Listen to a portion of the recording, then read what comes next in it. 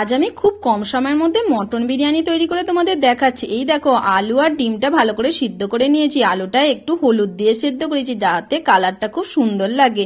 এরপরে আমি মটনটা কুকারের মধ্যে 2 থেকে 3টে সিটি দিয়ে দিয়েছি। আর মটনের মধ্যেও আমি নুন হলুদ দিয়েছি। আর জলটা তো একদমই দিইনি, আমি ভুলেই গেছি দিতে।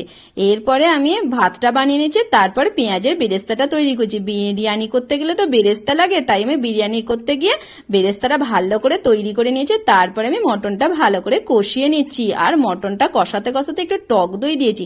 টক দইটা দিলে না খুব তাড়াতাড়ি সিদ্ধ হয়ে যায়, খেতেও খুবই ভালো লাগে। এরপর আমি গোলাপ জল, কেওড়া জল, মিঠা আতর আর বিরিয়ানির মশলাটা দিয়েছি। দিয়ে কষিয়ে আমি এখন রেখে দিচ্ছি। তারপরে বাটির মধ্যে আমি কেশর কালারটা দিয়ে দিচ্ছি, একটু গুঁড়ো দুধ গুলে দিচ্ছি আর কিশমিশ কাজুটাও ভেজে নিয়েছি। তারপর আমি দমে বসাতে দিলাম। আজকের বিরিয়ানিটা যা সুন্দর হয়েছে না, তোমরা একবার না দেখলে আর না বানিয়ে খেলে